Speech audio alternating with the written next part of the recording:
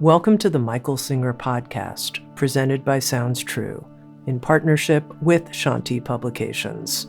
For more information about Michael Singer's work, access to all prior episodes, and information about upcoming releases, we invite you to join us at michaelsingerpodcast.com.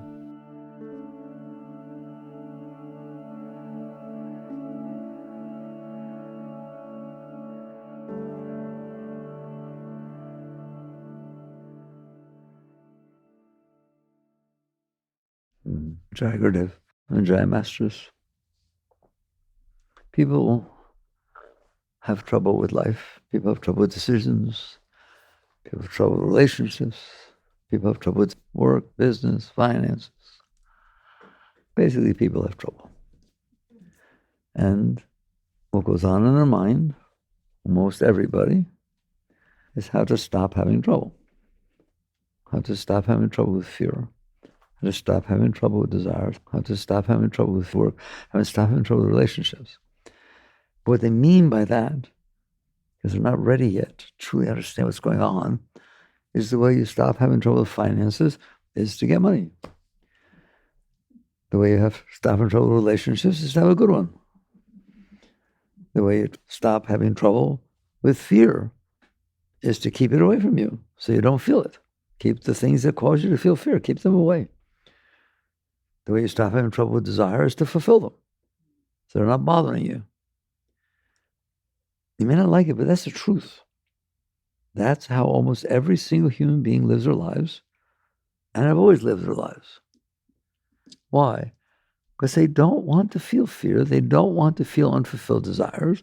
They don't want to feel finances that bother them. They don't want to feel relationships that aren't working. In other words, I'm in here, and the outside should make it so that I'm okay in here. And I've discussed this with you time and time again. It's not the truth. The outside has nothing to do with the inside. They are not attached in any way, shape, or form. But if you attach them, then they're attached. If you sit there inside and say, I'm not okay, I have fears, desires, anxieties, needs, romance, finance, whatever, then what you said is the answer to those things is outside. Therefore, the outside is attached to the inside. A great being, let's just get that over with, there's no relationship between the outside and the inside. The inside is being fed from inside. The outside is happening outside. The only reason they come in is because you have senses. When you go to sleep, you don't hear the world, you don't do anything. Then your inside is affected by the inside. There's no outside. And so basically, that's the real spiritual awakening. But nobody wants to hear it because they're very busy trying to get the outside to be a way that they feel better inside. Find the relationship that works, that respects you, treats you the way you want to be treated, thinks the way you think, behaves the way you expect them to. Outside is necessary for me to be okay inside. I don't feel love. I need to find that. I don't feel secure in my finances. I need to find that.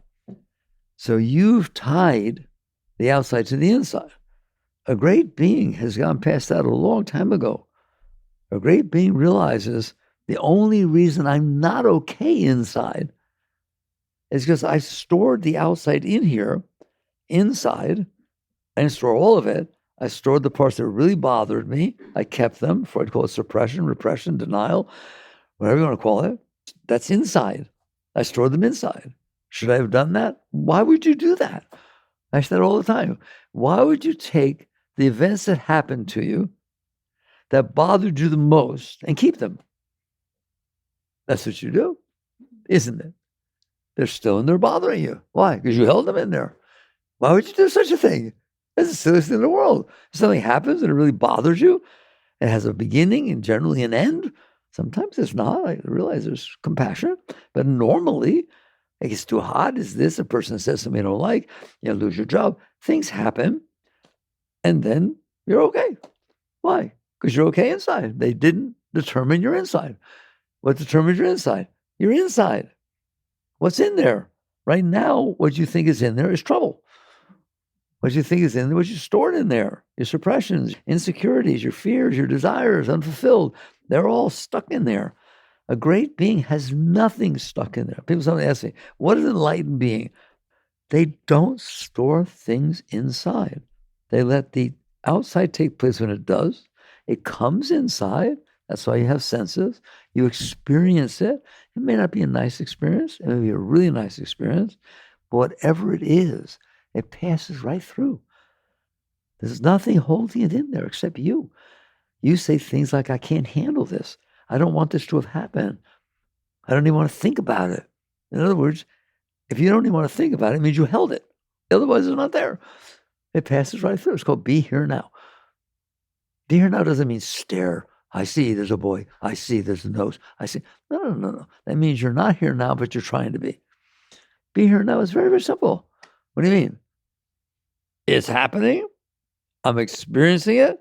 Then it's not happening. And I'm not experiencing it. Be here now. That's what it means. But people don't know how to live like that. And people are not taught to live like that. They're not taught that success is that. Success is that you can move from moment to moment in your life and experience whatever's happening outside and have it come in and teach you, help you, strengthen you, become a greater being because you had the experience. Instead, they're taught, control the experiences outside so that you're in control of what happens to you outside so that only the things you want to happen come in. How you doing with that so far? Where do you think insecurity comes from? Oh my God, it might not be the way I want. Where do you think anxiety comes from? Oh my God, it might not be the way I want. Where do you think post-traumatic stress syndrome comes from? It's a terrible thing. I've worked with people that have gotten over that. It's really beautiful, right? But as long as you're saying, I can't have handled that experience, you're not going to be okay. Why? Because it happened. When was the last time you went to war? When was the last time you had terrible relationship things, right? 10 years ago, 15 years ago, 3 years ago.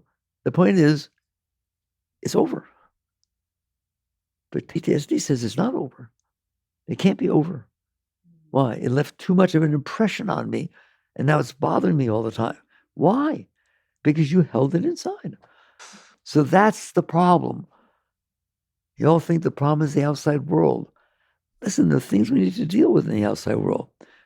I want to talk about that what you end up doing is letting your fears and your desires, those are inside. Like if a lion jumps at you, protect yourself. If they swing at you, protect yourself. These are natural instincts. But if nobody's swinging at you, but you think someday they might, don't protect yourself from something that's not happening. If you had a bad relationship in your previous marriage and somebody cheated on you and now you have all this jealousy, but you're trying to be good about it, you are not going to have a good relationship. You're going to look to see whether that person's doing things and you're going to look to see that you might get hurt again. All right? You did that. Hear me? So fear, I say this, there's two levels. Fear is a terrible thing.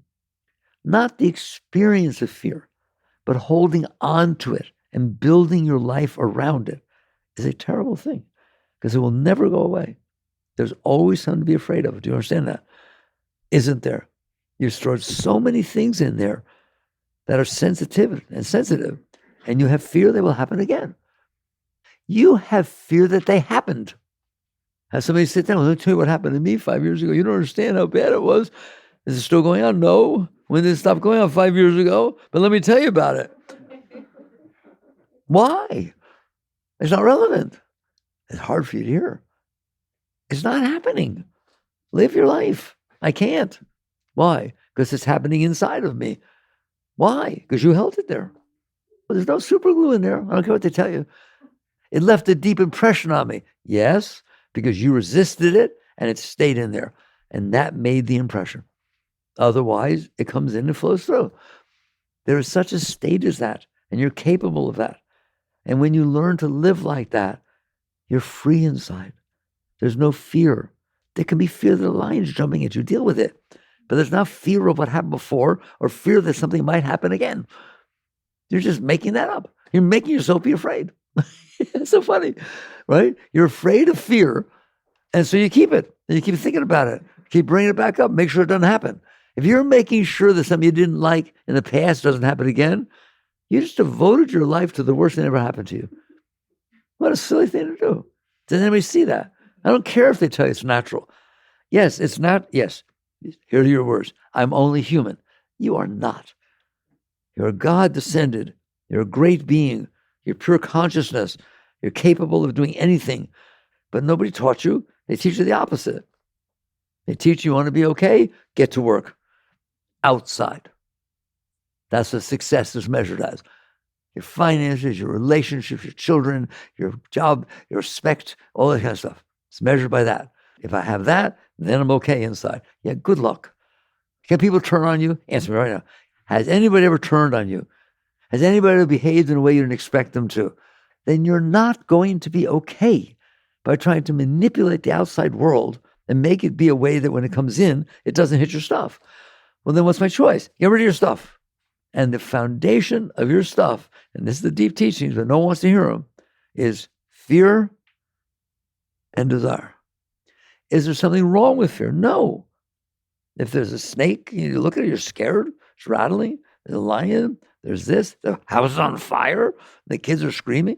Yes, of course you feel fear. It's a natural thing to feel. It's a good thing, all right? Otherwise you'll stay asleep, all right? You feel fear. But when it's over, it's over.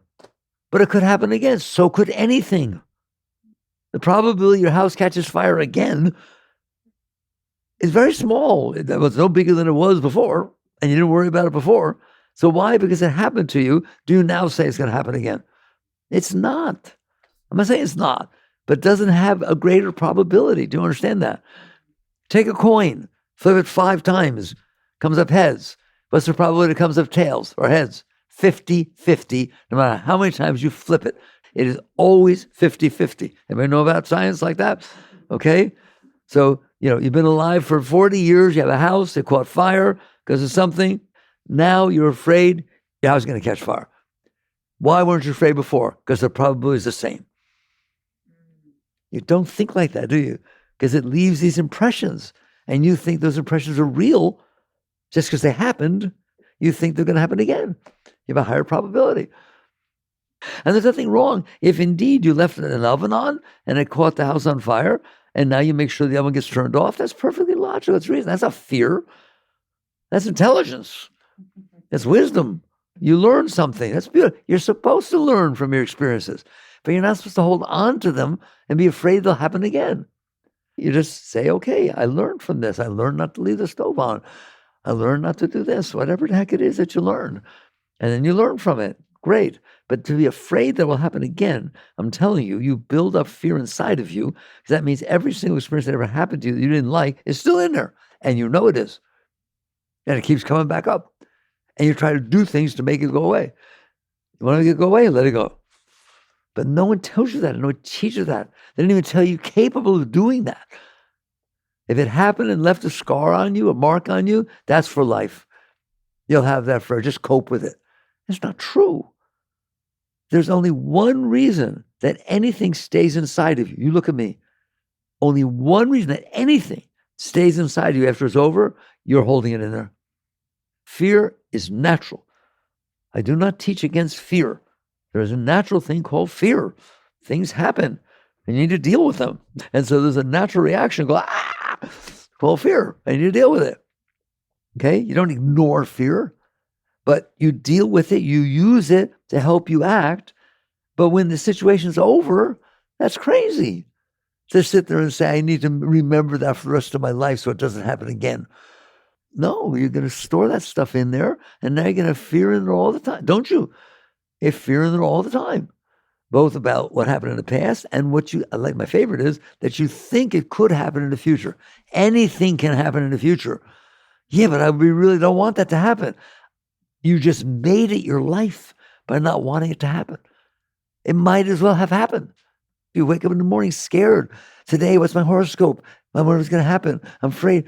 Okay? And so that's fear. Again, don't ever say that there's not such a thing as fear. Fear is an emotion. It's a warning. The body has fear, it throws up. The mind can have some fear that throws up. But only if it's real, only if the situation is actually there and it needs to be dealt with. If you're sitting there making it up and thinking how terrible it could be, which is what you do, you generally think the worst that could happen is going to happen.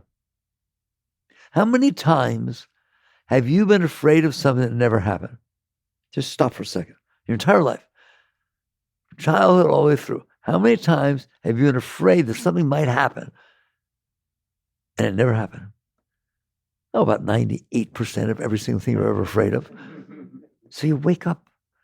Now, what about desire? That's a harder one for you guys. Well, why is desire a problem? It's not a problem. Things are not problems. It's what effect they have, right? If you've had a situation and it was pleasant, that's beautiful. Don't ruin it by trying to make it happen again. It will not happen again. It can't happen again. You're a different person because you had that experience. I hope you grew. I hope you liked it. I hope you became a better person. But to sit there and say, I liked it so much, that's what I want to devote my life to, that it happens again, right? Because it's not going to happen again. Every atom moves all the time. There's nothing stays in the same place. For everything, there's a season, time for every person under heaven. Yes, you had a beautiful experience. It's really, really nice. I love it. Nobody's talking about renunciation. Nobody's talking about don't have nice experiences. They're natural. Just like fear is natural. You have a nice experience. Your heart opens. It matched well for you. You felt this is really beautiful. And met somebody and they were so special. And they felt so much Shakti and so much love. They're beautiful. God, they're going to call me again? What should I wear when I go next time? You just ruined a beautiful experience by trying to make it happen again. It's not natural to talk like this, is it? You think, no, go out there and make it happen again. It can't happen again. Go to a restaurant and have the best meal you've ever had. Italian, Chinese, whatever it is. Has an amazing thing. The menu is exactly what you like, vegan and this and that, all right? And it's just unbelievable, okay? And the music was perfect, and it's just everything's perfect. I'm warning you, do not go out there and tell your friends, oh, let's go there again. It was so perfect. Because you're going to say things like, oh, last time it wasn't like this. Oh, last time there was no smoking. Oh, no, last time was a different waiter. Oh, last time they had different specials. Unbelievable. You just ruined a beautiful experience by trying to make it happen again. You're driving down the road. You got stuff on your mind. That's normal. You turn the corner. OMG. The sun is setting. Purple and violet and pastels. The most beautiful thing you've ever seen. It blows you away. Your mind stops. You're stunned looking at that.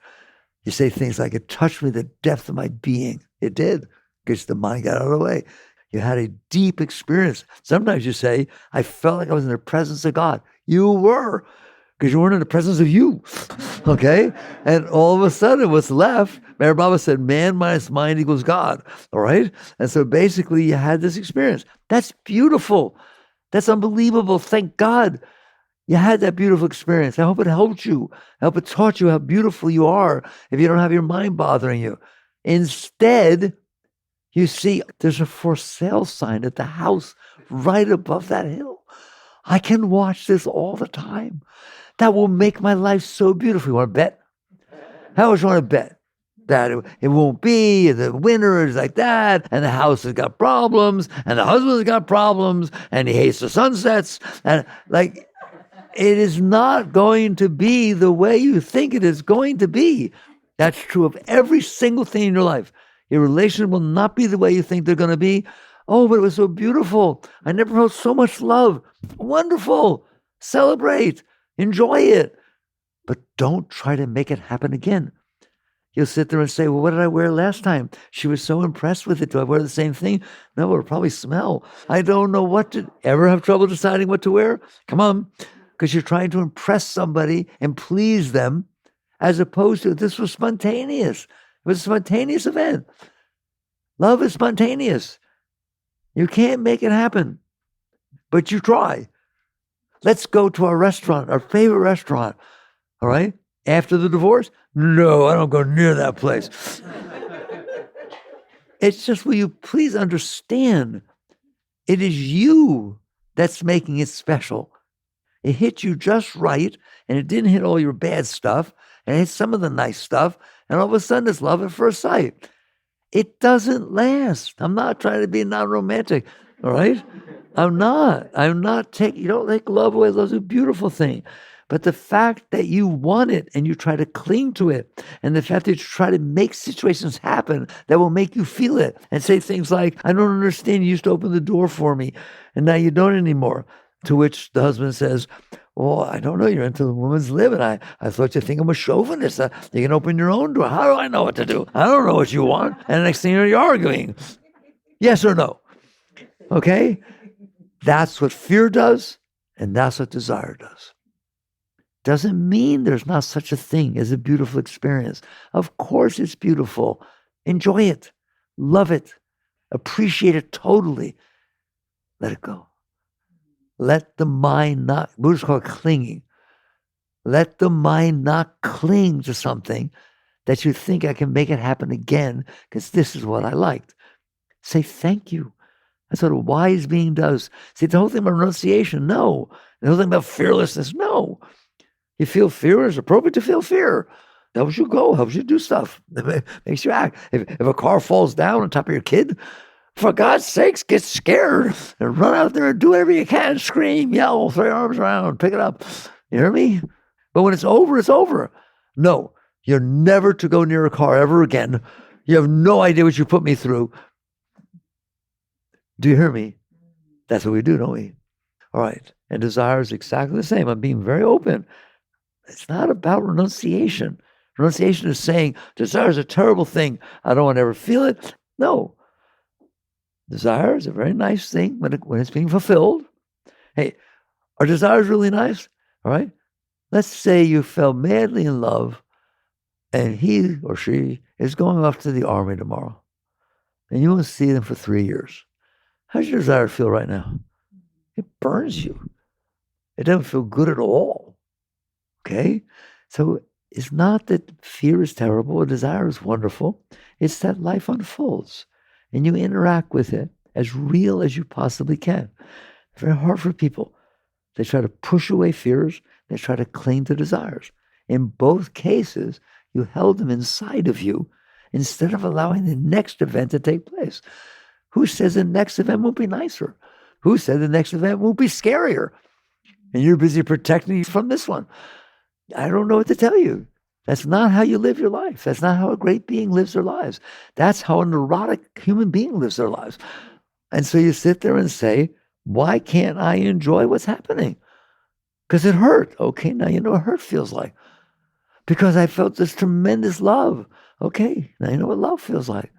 Earth is a place that souls are sent to evolve. Earth is a place that souls are sent to evolve.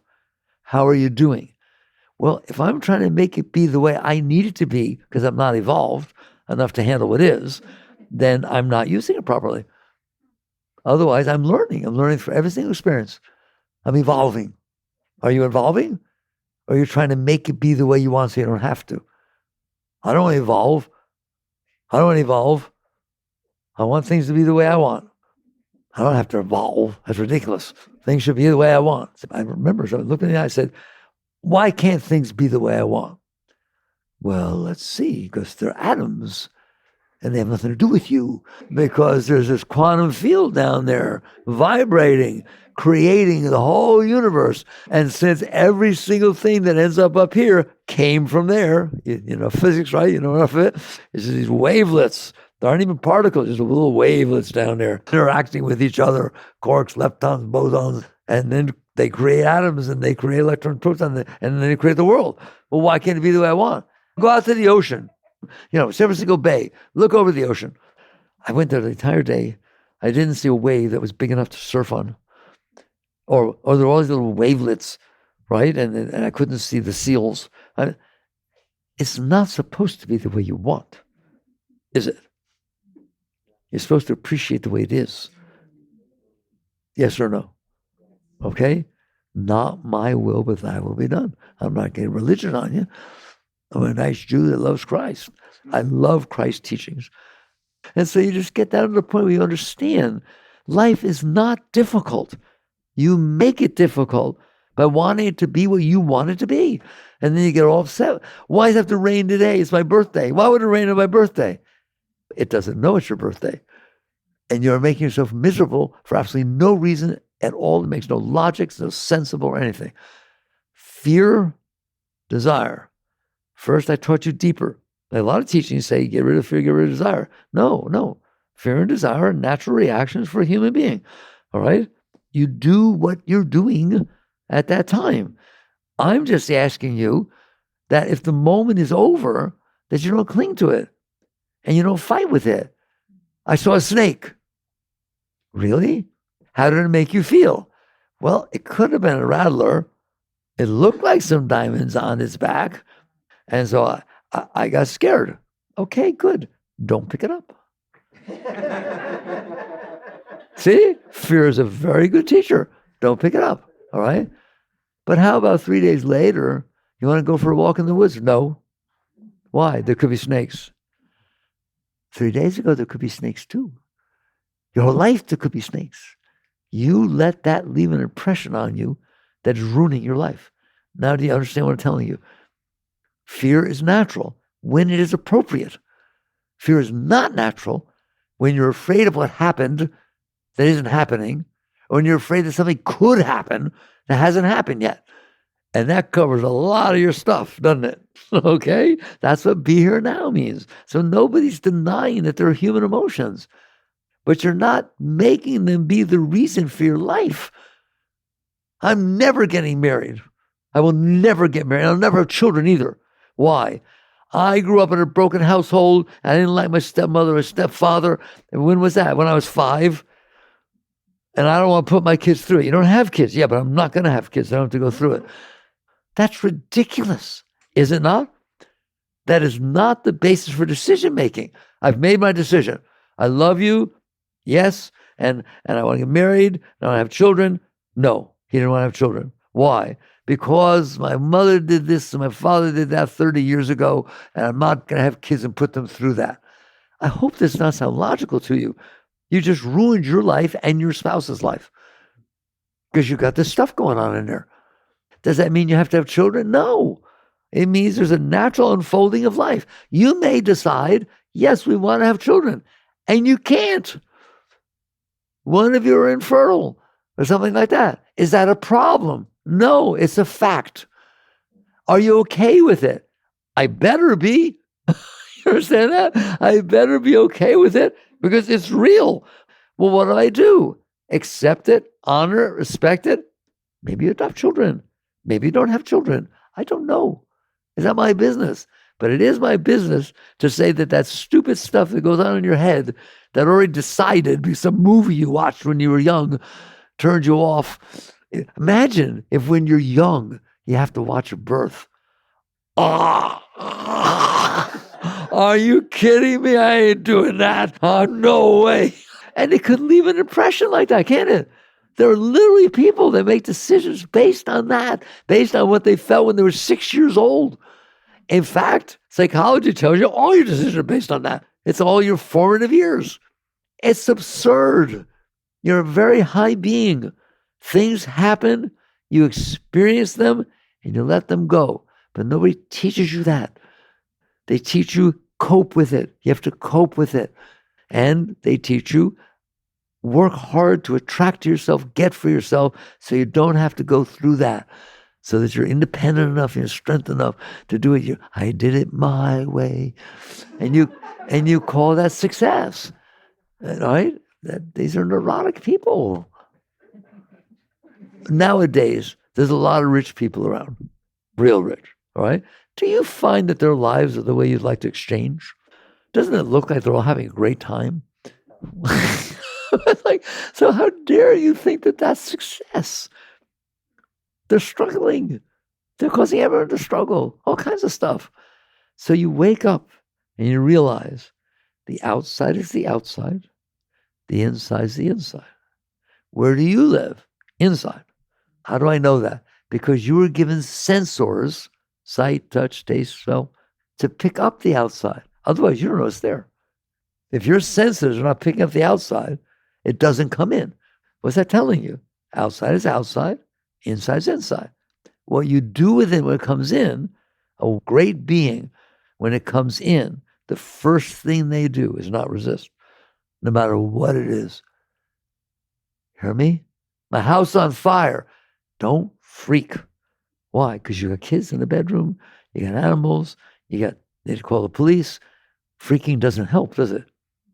Be calm, allow reality to come in, first relax so you're clear, and then decide what to do about it. So that was the main part I want to talk about, is this decision making.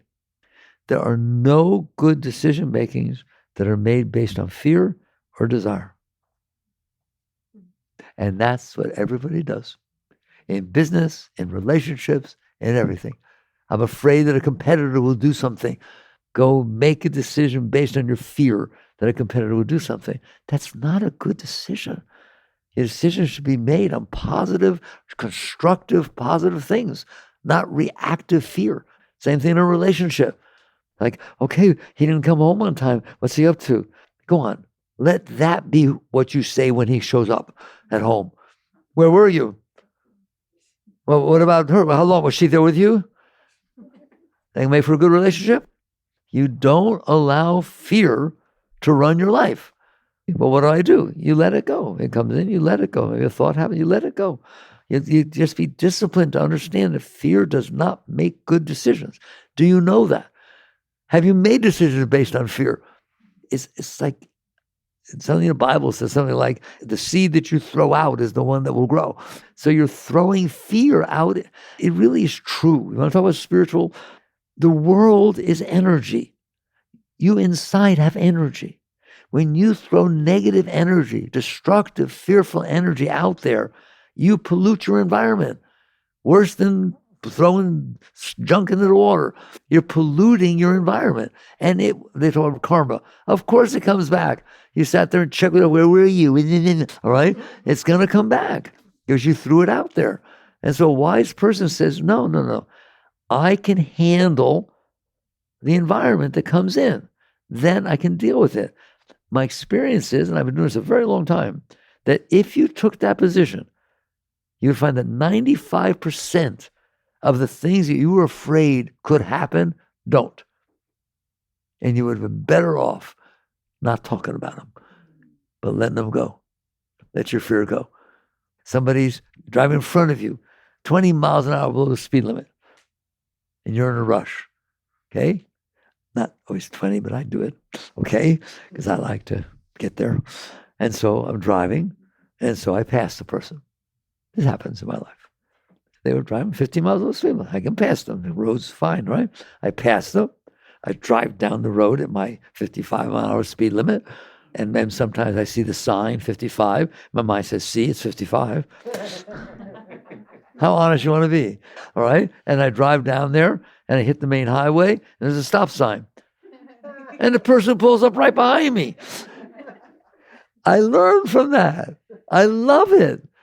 Life is your teacher. So you're willing to experience and to grow and to learn. That's what it's all about. And so this thing about making fear or desire the meaning of your life, no. So fear does not make good decisions. And desire doesn't make good decisions. Do you understand that? Look, he's got a nicer house than I do. Oh, well, I'd love to have a house like that, but I can't afford it. Yeah, but I could get a second job, but then you can't be home with your family. It'll just be for a while. And the next thing you know, you're making these decisions based on desire or fear. I'm telling you, desire does not make good decisions. And fear does not make good decisions because it becomes very focused. Your desires are, there's 8.3 billion people on the planet Earth, and there's all kinds of things going on. I want this to happen. Well, one stupid thing for 1 second that pleases you, you just ruined your life. You ruined everybody else's by talking about it, desiring it, and creating all this energy. So what do I make decisions based on? Clarity. What is clarity? You want to know how to define clarity? Not fear, not desire. What's it like to be in there and you're clear? Meaning there's not fear pulling you one way and there's not desire pushing you another way. There's just, okay, there's a decision to be made here. I let go of the fear. I'm able to do that. I let go of the desire. I'm able to do that. Now what? You will see what's actually there. Otherwise, you're looking at your fear and your desire. There's this veil that these emotions create that you have to look through. So if you look through the veil of fear, you're not going to see what's actually happening. You'll see the reason for fear. It'll make perfect sense to you. Of course I'm afraid, because you created fear with your aura. Or same thing with desire. Yeah, I know exactly what to do. I want this. I know how to do this. All right? Instead of, I'm clear. They can let go, relax in the face of them. I think one of the deepest things people understand in my teachings, I'm not saying that there's no fear and there's no desire. I'm saying you are deeper than that. You're the one who experiences the fear. You're the one who experiences the desire. You're capable of relaxing behind them. Do you hear me? Not suppressing them, not denying them, not renouncing them, just relaxing in the face of them. That's a very deep state, especially if it's strong desires or fear. Little ones, you need to learn how to do it. You need to learn how to relax in the face of these little fears or little desires so that you can make better decisions. When you're able to relax, the veil is not there. Or it's there, but it's not caught. You're not caught in it. I'm trying to be fair with you. There's a part of you that's a human, but you're the one who notices. Have you noticed there's human tendencies? Have you noticed that there's jealousy and fear and insecurity and self-consciousness and embarrassment? Yes or no? And guilt? Okay? You don't want those running your life. You did something 10 years ago. It didn't work out so good. And you feel guilty every morning, every time you wake up. You're scared to death that they have to do it again. And oh my God, how do I apologize? That's ridiculous. It's over. Don't let it determine your life. But we do that, don't we? So yes, you have emotions. But the fact that you stored these past things caused the emotions to be like that. So you learn, one, I don't want to do it again. So I'm going to learn to let go as much as possible so that when I make a decision, it's not filtered and tinted by fear or desire. Well, then what's left? Clarity. I don't know what to tell you. I'm clear. Here it is. I'm clear. All right? Somebody passed me. I don't do this. All right? But somebody passed me and they cut in front of me. All right? And I feel this fear. I feel, I'm going to, even then, whatever it is, thank God I don't feel that, right? But let's just say people do, all right? They do, right? And they beep their horns and they do all kinds of stuff, all right? That's not clarity. That's working based on fear and desire, getting even and showing someone, you're not going to treat me that way. So what do? You let that go. You put on your brake a little bit so you're not tailgating, and you give it some space. And when you're quieter, you know what you're going to see? Big deal. He cut in front of me. It's clear. There's nothing to do about it. I don't have to get even. I don't have to shoot him a finger. I don't have to yell. I don't have to do anything. I'm okay. Then leave it alone. And the vast majority of your life, there's nothing to do about the fact that it's raining. There's nothing to do about the fact that it's your birthday and somebody forgot to say happy birthday. There's just all these things that the reason they're bothering you because you said they should. They're just natural things in life. Somebody got the raise you wanted. They got the corner office. Is that okay with you? Well, I didn't feel good for 10 seconds. I let it go. I felt congratulations, and I meant it. Oh boy, it made me cry, right? Yes, I wanted the position. I didn't get it. I don't even have to know why. I don't have to run and tell everybody I should have that position and not like that guy. And every time I walk by the corner office, I hate that office. That's funny. You hate it. You used to love it. Think you're going to get it. That's crazy. So you give it a moment, you let it go, and then you look and say, what's going on? Another person, the management felt this other person deserved this more, all right? And it's fine. Congratulations. I'm glad it did well. Hope it helps your family. Hope it helps you. I'll help you. I'll work with you better, even more so, to make sure you're successful in that position. And let me cry, right? I'd like to be like that. You let go of fear, you let go of desire, and you're clear. Now you can make good decisions. And what's funny is everyone will work better with you, and you will work better with everybody. There's a whole story that someone started in the mailroom. They were sorting mail. They end up CEO of the company. There's stories like that. Then a CEO of the company, of this giant company. Why? Because they put their heart and soul into whatever they were doing. They didn't walk around pushing the mail cart saying, I deserve more than this. I went to college. My God, I got this degree and I shouldn't be putting a mail cart. It's crazy, right? Okay, you're not going to go anywhere. But should you be pushing the mail cart and saying, I'm honored to have this position and I can give mail? Look how excited they are when they get mail. And next thing you know, everybody wants to promote you. Everybody's, oh, he's good. Right? You work your way up. So there's a discussion about decision making. That wasn't what I intended, but we went the whole way. And we ended up with, you're in there. What are you doing in there? Because I know what you're doing in there. You're trying to avoid the fears that you stored inside. You're trying to make the desires happen inside that you liked last time. And that's your life. And you're letting them filter and affect all of your decision making, all your thoughts, and you know you're right. I've told this before. You know how you know you're right? You say to them, I had that experience myself. My house caught fire. Yours didn't. So I know about house fires. Yeah, you know a little bit too much. They ran your life. You let it. That's what you think, that because you had the experience that all decisions should be made based on that. No. You just had the experience. You learn from it, but you move on. You move on. You don't get stuck in these places. Life is a motion picture. It's not a snapshot. And you just keep being open and permitting these things to unfold the best you can. Well, what do I do if I have trouble with it? You be honest. I'm having trouble with this. I'm having trouble accepting this. I'm having trouble not desiring this. Notice that. Be the witness. Notice there's a part of your being that has fears and leftover fears, isn't it? And has desires and leftover desires. Okay, I mean, literally, you could meet somebody that when you were in 6th grade, you dated a redheaded guy, and he really got along really, really well, great relationship, and the parents moved away. You're now 36 years old, and you really like redheaded men. And you say, yeah, but I met one. He was so nice. You said one. This is absurd. So that goes for both fears and desires. They're just leftover impressions of experiences that you had. I'm not denying you had the experiences. Everybody's having I'd like to ask you, at the time you're having that experience, how many are you missing?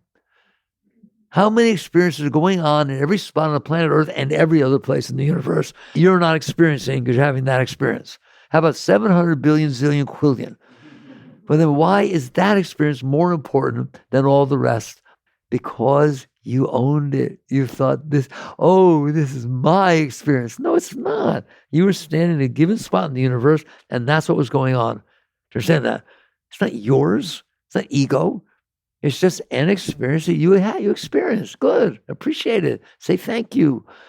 And move on. That's how a great being lives. I don't want to tell the stories about some of the really great ones because you won't want to go there. Ramakrishna, one of very, very great beings. They used to have to walk behind him. Like he had disciples, he had devotees. One of the jobs was, you seva, clean the kitchen, you seva, do this is your work, your seva. Your seva is to walk behind the master. What? He's a grown man. He's 50, 60 years old.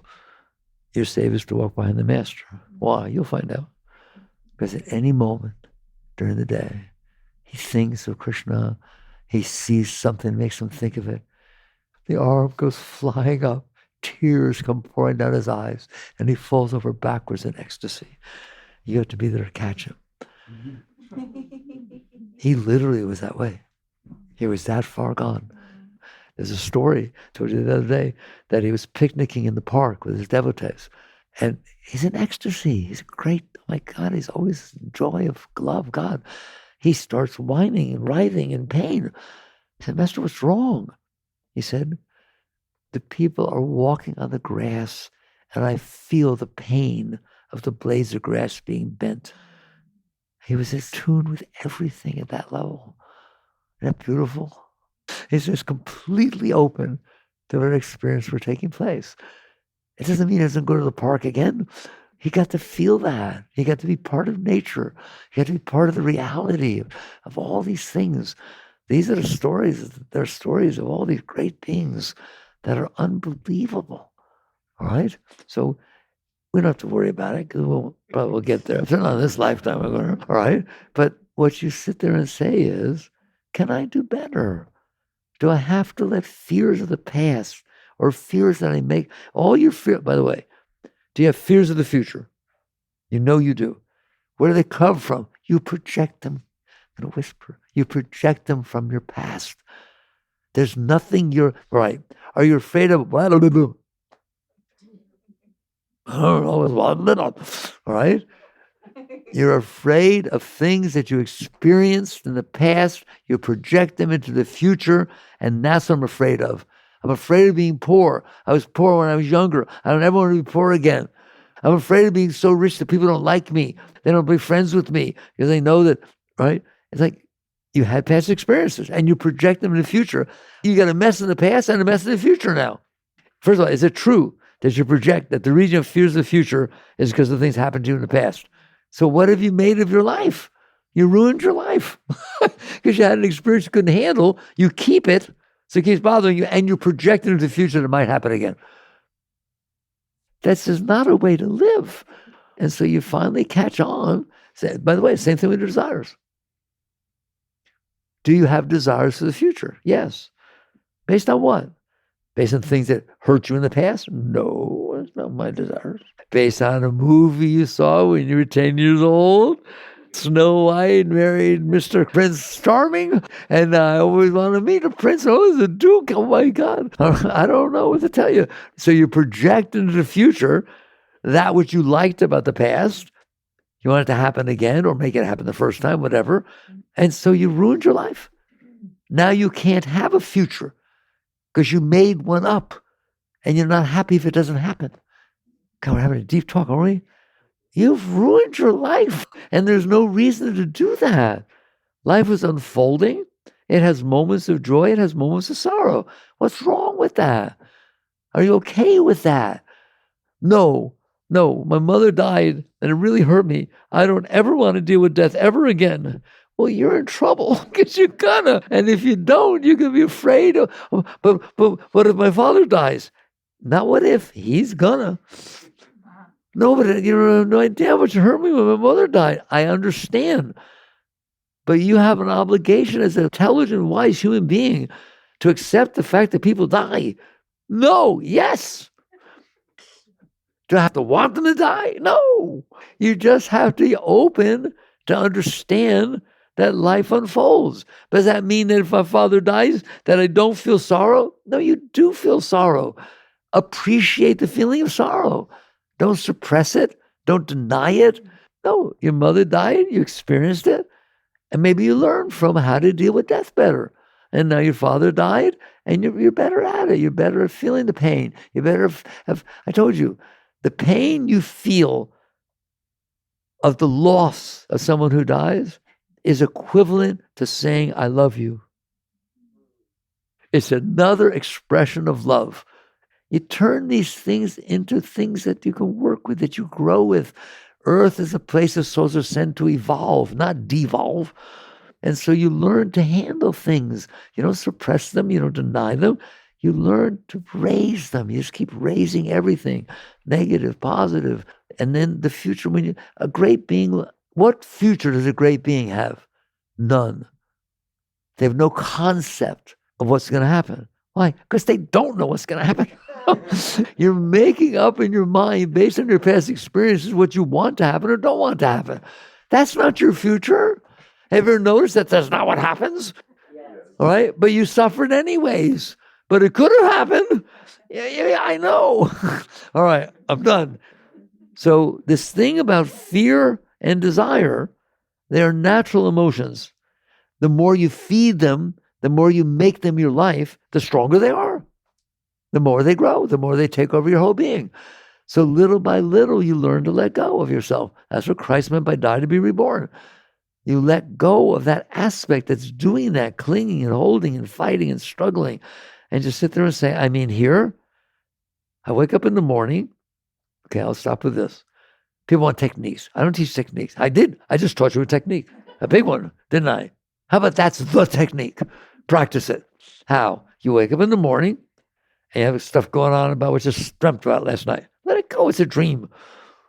It's something your mind made up because of the junk you stored in there. Do you understand that? But what if it happens? Okay, now you're in trouble. You'll be afraid. But I dreamt I was in a car accident. Because when I was little, I got in a car accident. It really bothered me. That was 20, 30 years later, and I keep having this recurring dream. I guess I'm going to have another car accident. See how absurd that is? Okay? You wake up in the morning, and you say to the dream, hi, that was fun, and you let it go. It's just a dream. And by the way, what if it was a psychic dream, a premonition dream? Then you'll find out it's going to happen. You'll find out. What if you have a dream that something terrible happens and you keep waiting and looking for it? That's ridiculous. It might as well happen all the time.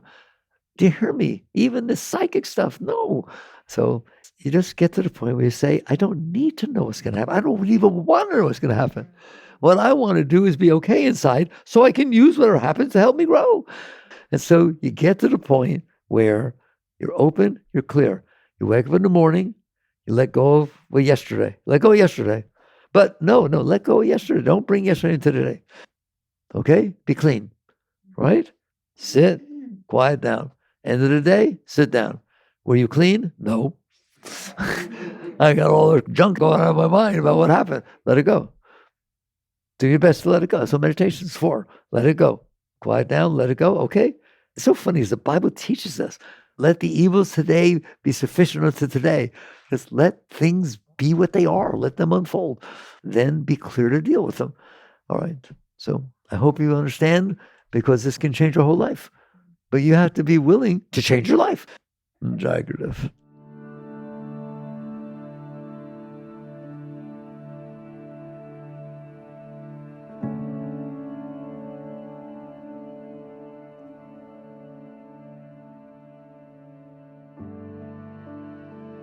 You've been listening to the Michael Singer Podcast, produced by Sounds True in partnership with Shanti Publications.